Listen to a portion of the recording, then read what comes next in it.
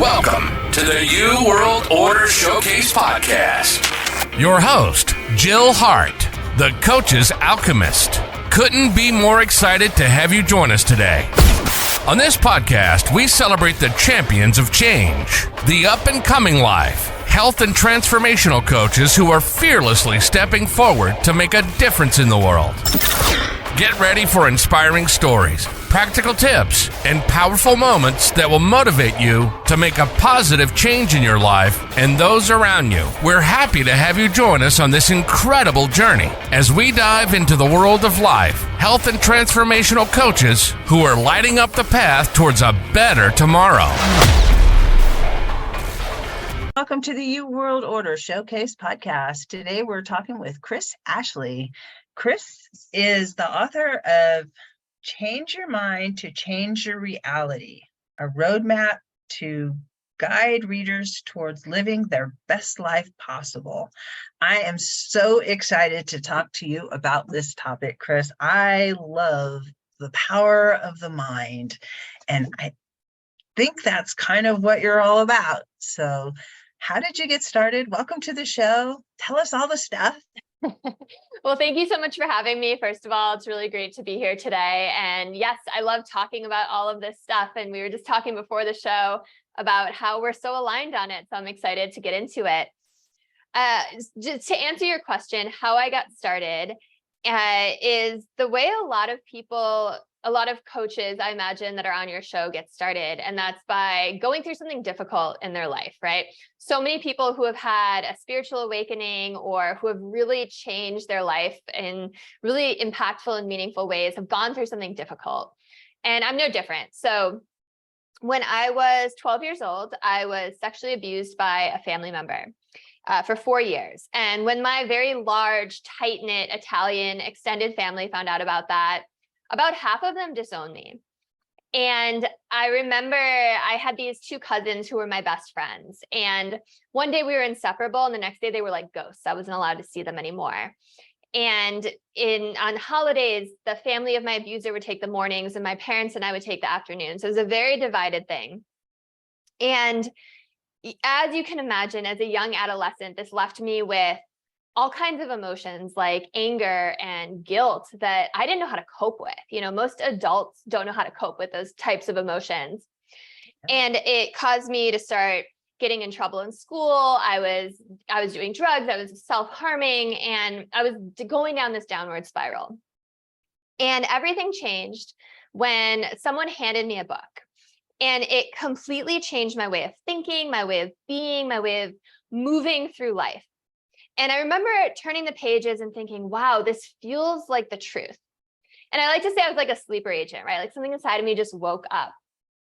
And when I finished that book, I started reaching for more, and I just became insatiable. I started devouring every metaphysical, spiritual, new age, personal development, psychology, you name it, book that I could get my hands on.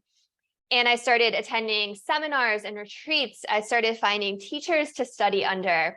And my life just became one big mission to learn, grow, heal, expand every aspect of myself.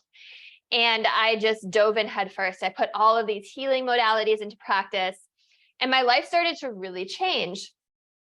And then as this was happening, as I was starting to get better, my mother started to get worse because her family had been ripped down the seams, and she didn't have all these teachers and books and healing modalities that I was finding. You know, I was doing this inner work. I didn't know what it was, right? I just felt good. And so my mom, it manifested in physical illness for her. So I watched her get very, very sick with very serious illnesses like cancer and hepatitis, and also very strange afflictions that her doctors at Northwestern had never even heard of before. And so they were giving her pills, and then they were giving her pills for the side effects of those pills, and just throwing anything at the wall, hoping something would stick. And she slept a lot. She slept for all but a few hours of daylight. At the height of it, she was on, I think, like 13 pills. She had a fentanyl patch, and she was falling down all the time. Every time we had this really meaningful conversation, she wouldn't even remember it the next day. She would nod off at the dinner table. The first time she met my husband, she fell over a table. Like she this lasted for almost 15 years. So I had this compounded guilt that I had destroyed my family and broken my mother. But I like to say that in the end, it was my mother who inadvertently became my biggest teacher, because every step she took deeper into depression and illness, I climbed in the other direction out of that dark tunnel, because I was seeing what was happening to this human body and spirit in front of me going down that other path. And then I was seeing what was happening to my own as I decided to change my mind about the nature of reality. And I made this promise to myself that I would always prioritize my physical, mental, emotional, spiritual health. And I would do everything I could to heal. And it's a promise I've kept to this day. And after changing my life, I decided to give back. And now I'm a life coach. I know that was a long-winded answer, but that's the story. It's powerful. Yeah. A powerful story. Yeah. And it's so easy to get trapped like your mom in just like depression and not know that there are answers outside of just drugging yourself, which my mom drugged herself too. So totally there with you. It's like, and it really impacts us a lot when it's our moms, because those are the people that we're like, we are connected to, and you never cannot be connected to your mother. Right. You're physically were connected to her for a long period of time. So did you try to reach her about what you were learning, or did she just like so far into the it got to a point where I won't give her books anymore, because she gets really insulted when I do, because she reads it as me being better than her, or me knowing better than her. So it was actually, I don't think I've ever actually said this before on a podcast or out loud, but it was a big motivating factor for writing my book, and it's actually dedicated to her, because I knew she would read my book, as her daughter. And it was like, okay, this is a way that I can kind of show her all this. So I wrote it for everyone and for myself, but I really wrote it for her. That's beautiful. Yeah. Wow. So she liked it. She has read it and she does like it? She's read it more than once, and she started to put some of the things into practice. And I've seen a change in her attitude, her mood already, and it's pretty cool. But I'm not pushing. I'm just gently, That's really all you can do. So how did you go about changing your reality by using your mindset or using your mind? Yeah, kind of in the way that I explained, like I didn't really know what I was doing, but I was doing all of this inner work. And, I think when I work with clients to help them, I think the first piece of it is understanding your belief system and your lens and your unconscious programming, because I'm a life coach and I teach people to, use the law of attraction and visualize their dream life, and we map it out and I help them close that gap to get there. But I do that. But then what I really focus on is removing the blocks that keep people from being able to manifest, right? Because the universe isn't just this genie in a bottle. And so many people teach the law of attraction that way, right? You can just like kick back and put your feet up and tell the universe what you want. It doesn't work like that.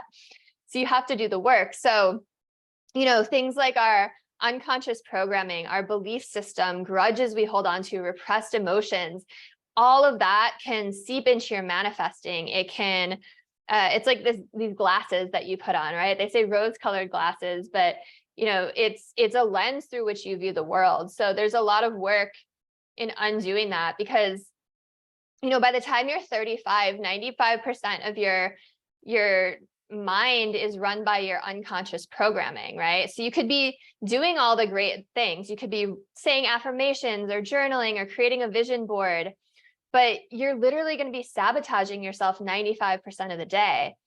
And all of that comes from like before the age of 7 is when most of it comes, right? So it's the opinions of the adults you grew up around, social conditioning, the crush who rejected you, the boss who says you're not good enough. All these things form your belief system and lens. And so it's a lot of unlearning is what happens. And reframing. I find that reframing is very helpful. The things that you as a 6 or 7-year-old thought about a situation, that doesn't serve you anymore. And you could be still hanging on to it, to what you felt or how you thought about a situation. I'll tell you a story about a dog and my mom. And I'm 63. I've held on to this for a really long time. But a couple months ago, I was talking with a coach of mine, and she's like, she helped me rephrase it. And it gave me like so much peace when we did. But the story is, when I was 6, we lived in Naples, Italy, and I had to walk down this hill to get to the school bus to go to first grade. And every day I walked down this hill, and this German Shepherd, I'm 6, I'm little, and a German Shepherd, he was full grown, would come and take my lunch. Well, he wouldn't really take my lunch. I'd give him my lunch, hoping he would go away because I didn't want to get bit. Oh no. Because I was terrified of this dog. He was probably really a friendly dog, and he knew I was going to give him food. I was making the problem worse. But I would beg my mom, I had 2 younger sisters, to take me down to the bus stop. And I was mad. I mean, just mad at her for years, decades, most of my life over this incident. She gave me an umbrella and she said, just poke him. I'm like, I'm not poking the dog. I'm going to get bit for her. So the reframing of it is, I am who I am today because of the way my mom treated me and raised me. There were a lot of things she did that were not really very, very nice. But if you hang on to that bad feeling, it doesn't really serve you as an adult. Much like this is a much, way lower example than what you went through at a time when you really didn't have a say. So how do you adjust that to that in your life? Yeah, I think you totally nailed it. And that's really what my book is about also, is changing your perspective, right? Because if you can learn to shift your perspective from one of being a victim to one of being empowered, and every adversity that we go through is an opportunity to learn and grow, right? There is a hidden Easter egg, and when you find it, you level up. And that's really what life is about. That's why we're here. We're here to learn and grow and have experiences as a human being. So, sometimes when I tell my story, people are like, oh, I'm so sorry you went through that. And I'm like, I'm not. I wouldn't change a thing because it brought me to this moment. It led me to awakening. It was this catalyst. It needed to happen. And I'm actually grateful for every challenge that I've gone through. It's not fun when you're going through it, but as you start to change your mindset and shift your perspective and you grow and you level up more, when challenges do come, you almost look forward to it because you're like, okay, I know on the other side of this is growth. And that's when you know that you really changed, right? So it's all about being in that empowered mindset, because we're not a victim of our circumstances or other people or anything. We are creators in our own life, and everything happens for us, not to us. Right. The universe is trying to help you. It's exactly a friendly place. Exactly. And when you can change your perspective, and when you embrace the story that is your life, and I personally believe we choose what we're going to go through here. 100%. And everybody's on a different journey. So not everybody is meant to be in your story the whole way through. Some are bit actors, and some are pivotal points in your story, but it's just a story and you're the hero and you get to choose how the story is going to go. And I love that meme that was out there for a while. It's like, when things aren't going your way, yell plot twist and change them. I love that. And I 100% talk about that in my book, that life is a game, a play, a movie, right? And you are the lead player, the lead role, the hero of your own story. And it's like we've created this I like to think of it as like you're dropped into a video game world, right? Like you choose your avatar, you choose what you look like, the parents you're born to, what your circumstances are, you choose how you're going to die, you choose some big life circumstances because they plant the seeds for you to grow. But then it's up to you if you actually grow from those, right? And then you get to assemble, once you're in this game, your dream life, right? You get to assemble your career that you love, the people that you want to cultivate relationships with, everything. And it's, when you think about it that way, life becomes really fun. And I love the play metaphor too. I talk about that as well. Like that's how I teach forgiveness. Actually, it's like we all have soul contracts with each other, right? Yes. And someone might be your enemy here, right? They're this villain, but they're probably your best friend on the other side, right? And they love you so much that they've agreed to play this part to help you grow, right? And then when all of this is over, you're on the other side of the veil, they're going to take their costume off and give you a big hug and tell you you did so good. And when you can shift your perspective and think of these people like that, you have a lot more compassion for them, right? You're grateful. And, we tend to turn these people into monsters, but they're really teachers. And if you can change your mind and start to think about everyone as your teacher, then you're always growing, Yes, it's an opportunity for learning for not just you, but everybody that's around you. And how you interact with people that are not showing up in a way that is perceived as being the way things should be. Right. It impacts others too. Your mom's a great example. Your mom's life was catastrophically changed, but she too chose that. Oh, she totally. agreed to be your mother. Absolutely. And presumably the sister of your abuser, or somewhere along those lines. Absolutely. We choose our big life circumstances. Yeah. So she too has that, and she has the ability to change how she's recognizing what's going on, to change her perspective. So you were telling me before we got started that you did just publish this book fairly recently. June 20th. Yeah. Pretty recently. Yeah. That is, kudos to you for writing it and getting it out there. And so you were mentioning that you had this great offer for people that buy your book through your website. You want to tell them about that? I do. Yeah. So if you go to the URL is a little bit long. So it's https:// and then www.changeyourmindtochangeyourreality, title of the book, .com/order book. So changeyourmindtochangeyourreality.com/order book. If you order it through there, then you can get my course for free. So the course is an $897 value. It goes hand in hand with the book. And you can still choose your favorite bookstore to buy the book through. It's on Amazon, Walmart, Google Books, Apple Books, everywhere you get your books, Barnes and Noble. And it's an audio, paperback, ebook. But as long as you go through that website to buy it, you'll get the course for free. That is really exciting.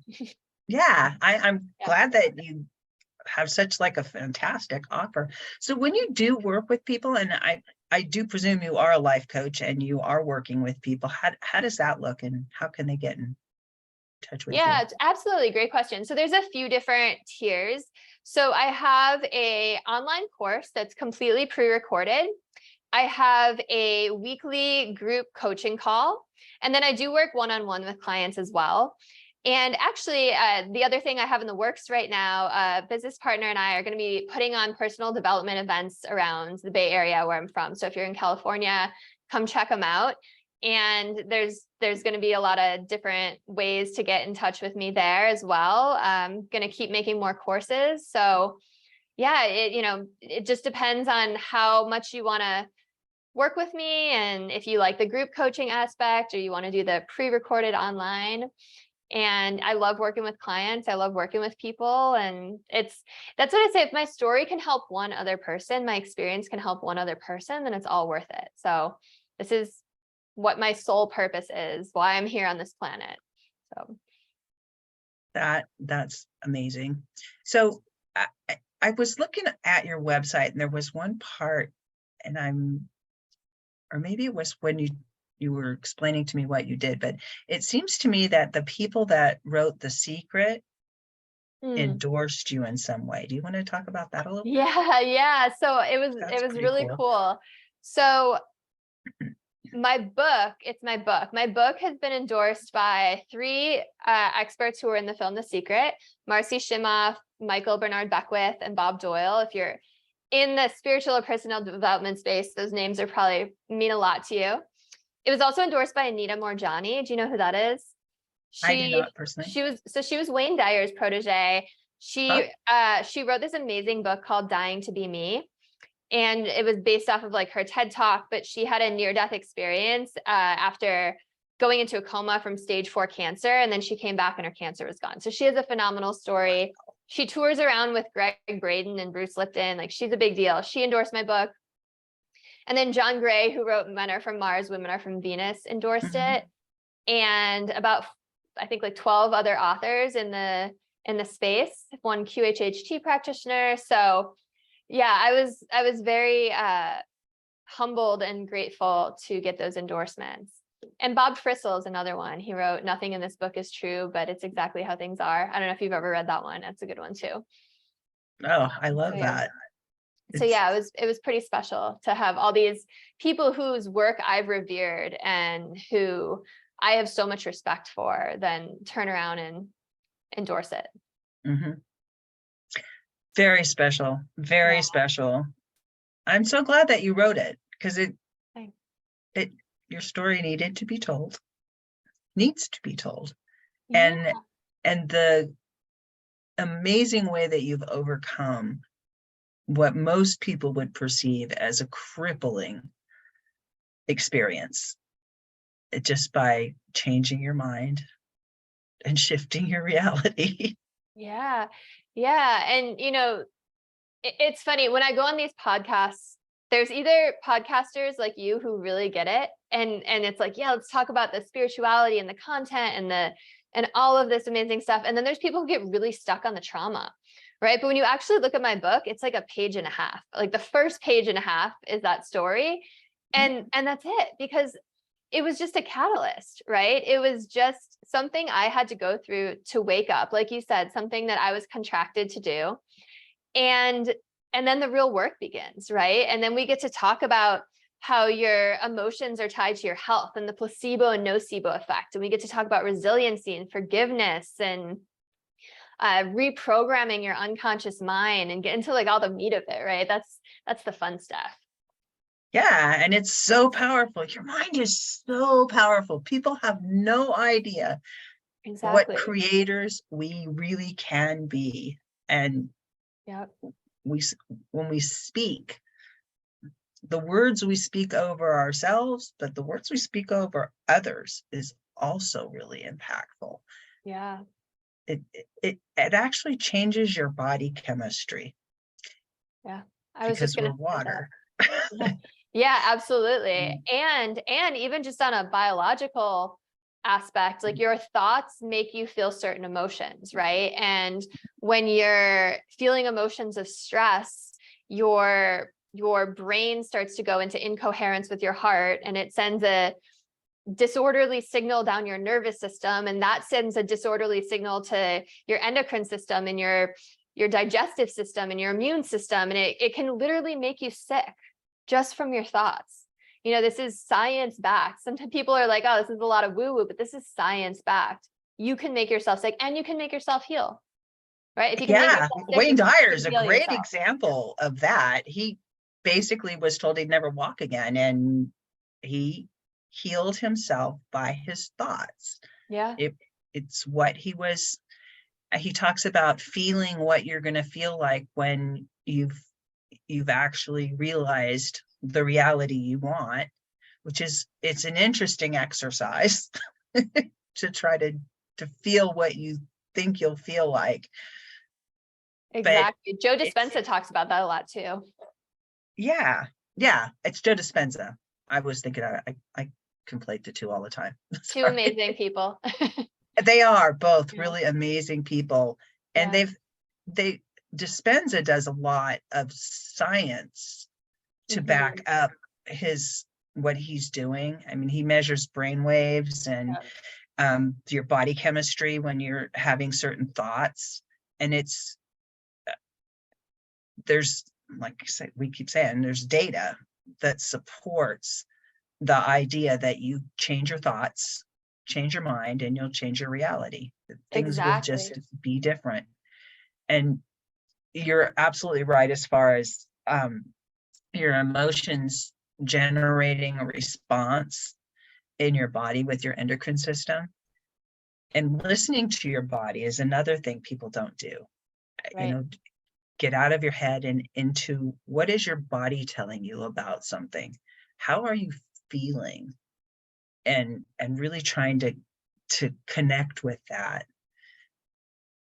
Exactly. And all these symptoms that you feel when you're in pain or when something's going on are messages from your body, exactly like you were just saying.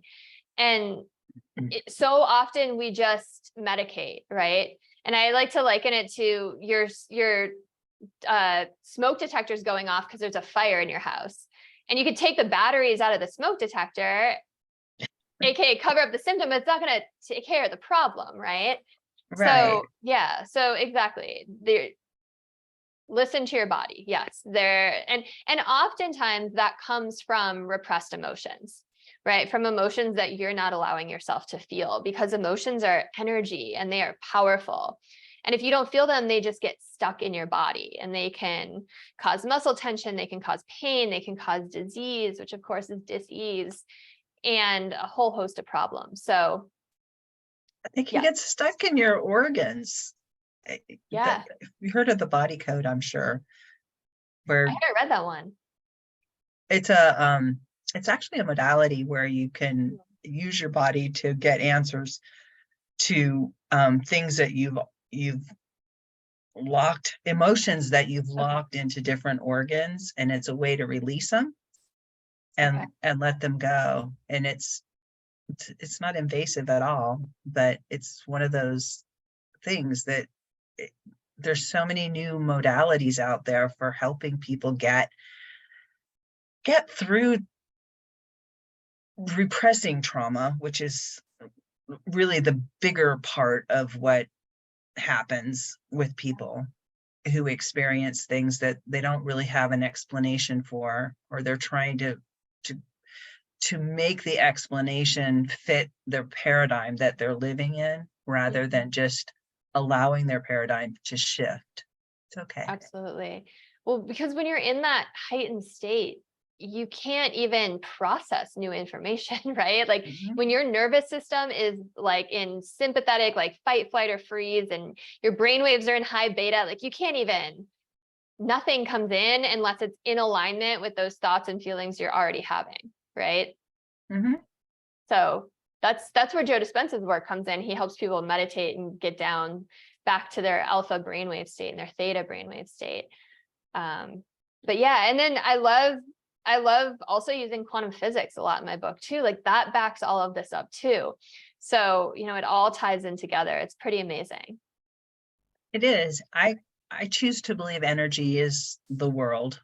It's just in different forms and shapes, and we're all connected in it. We're all just energy formed in different shapes, but it's always transferring around. Nothing is stagnant. Everything is always vibrating, because energy vibrates. It has a signature, and each person has a signature vibration.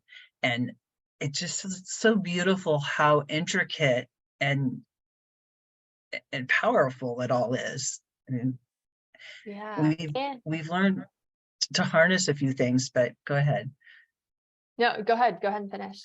Well, we've learned to harness electricity in terms of using power to get a result, but we are batteries, we are powers, we have all of that at our disposal. It's what we choose to do with our thoughts that make it turn on or off. Absolutely. And what really excites me too about quantum physics is that every possible reality exists out there in a future state, right? In just a state of rest, just waiting to be chosen by our thoughts, by the law of attraction. And it's everything you can imagine and everything you can't imagine. And I love the many worlds theory of quantum physics too. And it coincides a lot. I'm a big Dolores Cannon fan. I don't know if you've ever read her work. Mm-mm. Oh, she's amazing. She's a past life regression hypnotist. She passed away, and she wrote 19 books that chronicle her sessions. Like, they're literally the transcribed recordings. And it's everything from ET abductions to people regressing as like a star, or to the place between life and death. They're amazing. But one of the things her clients talked about was how we're not a whole soul. We're a fraction of a soul. So every time you have a choice to make, you make the conscious choice you do, and then your timeline branches off. And there's another version of you that lives through the other choice. And then each time those two timelines have to make a choice, they branch off. And pretty soon there's all these timelines starring you as the lead actor. And some of them are very different to the life you're living. And some of them are very similar, and some are vastly different.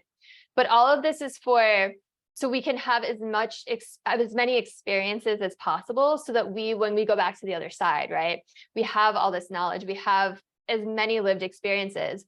And I love it because quantum physics backs it up, right? The many worlds theory of quantum physics says that, there's this wave function. You can think of it like a cloud or a realm of possibilities, everywhere a particle can be, right? Because particles are really waves, or matter is really waves.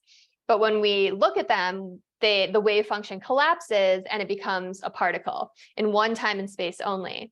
So quantum physics says that every other place that particle could exist in that realm, in that cloud, actually exists in another timeline that's parallel to ours.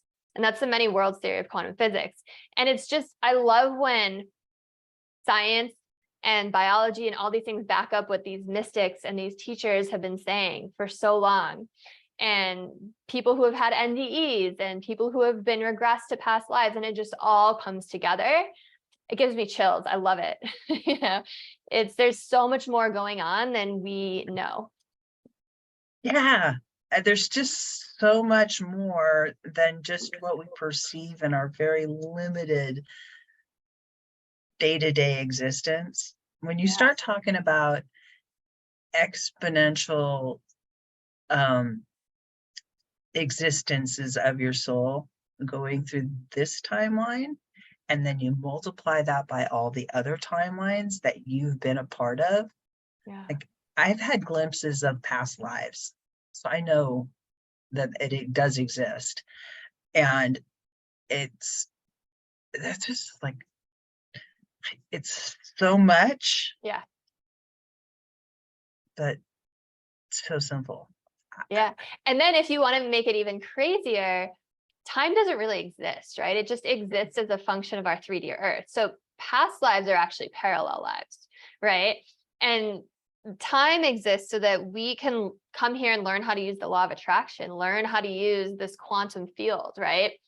Because as we rise in levels of consciousness to other dimensions and in our next lifetimes, that power is going to be automatic. And think about 70 to 90% of people's thoughts right now are negative and repetitive.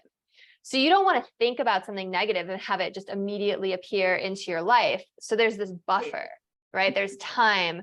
So it teaches us how to use this power so that we can redirect, right? So that we can change our minds.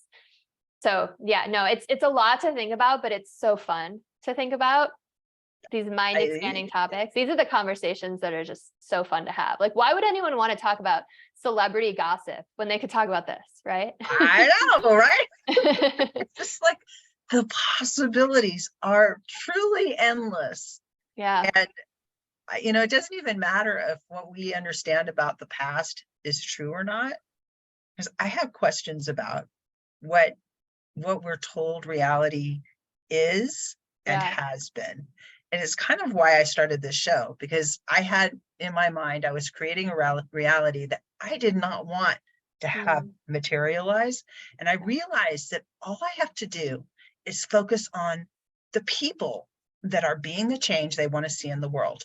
And it's a little shift in a thought process, but it's a big shift because I really truly believe coaches and people that are exploring the edges of what has normally been taught to us to be the accepted state of being. And they're just like, they're stuck in that thing. And I was stuck in it too for a long time. So, no, I'm not bashing anybody. Everybody's on their own spot in their journey. Totally. But to get to talk with somebody that's like, yeah, and what about this? And what about this? and these possibilities, it's just so fun. Yeah. And, I wonder if the reason you love seeing, like, focusing on those people who are being the change they want to see, because it opens your own mind up. That's what it did for me. It opened my own mind up to the possibility that, like, hey, if they can do it, so can I.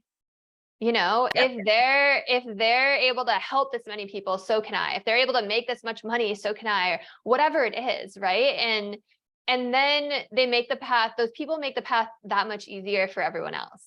And that's how you heal the world, by the way. You don't heal the world by fighting the outside world. You heal the world by healing yourself and rising and being that shining light for others, giving them a helping hand. And I'm going to use the same line you said to me earlier: rising tides lift all ships, right? And as the people in your life see you change and grow and level up, it inspires them to do so, right? That's like my mom. If I sent her a Joe Dispenza book, she would get so insulted. But it's like, if she sees me changing, it's like, oh, well, what are you doing? And it sends this ripple effect. And then the people whose lives you touch others. And it's just, that's how you change the world. It's exactly how you change the world. Yeah. And you find the one thing that you can do to help. Just touch somebody else's life in a positive way so that ripple effect can start. It's like, casting the stone into the water, because you don't know what it's going to change on the shoreline.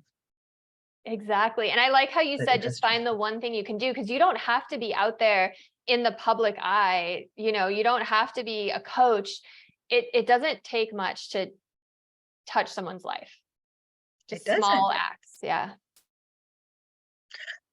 Well, is there one thing you want to leave the audience with today? Because I'll just sit here and talk to you all afternoon.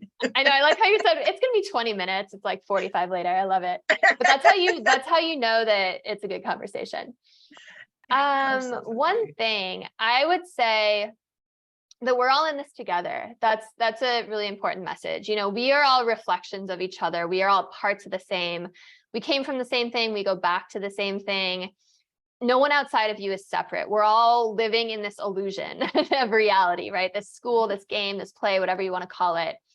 And what one person does really does affect everyone else, kind of like we were just talking about. And again, quantum physics backs this up with entanglement. Like two particles or two electrons or whatever they are can be light years apart.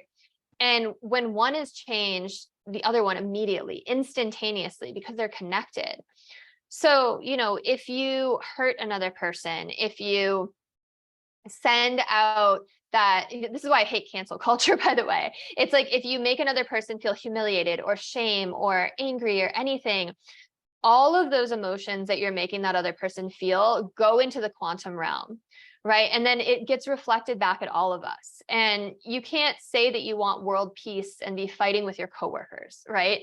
Like, we are all connected. So, when we reflect love and kindness and compassion and understanding out into the world gets more of that. So there's a lot of turbulence out there right now. There's a lot of victimization out there right now. There's a lot of judgment and blame. And, the more we put things onto others, the more it's going to come back to all of us. So be the hero of your own story. You're in charge. You can make it up as you go along. It's okay. Exactly. Exactly. You're the director of your own play, right? Yep, absolutely. I have to tell you one more thing. Yeah. I heard a while ago that someone, and I'm probably going to screw this up, but it had to do with electrons and chemical compounds.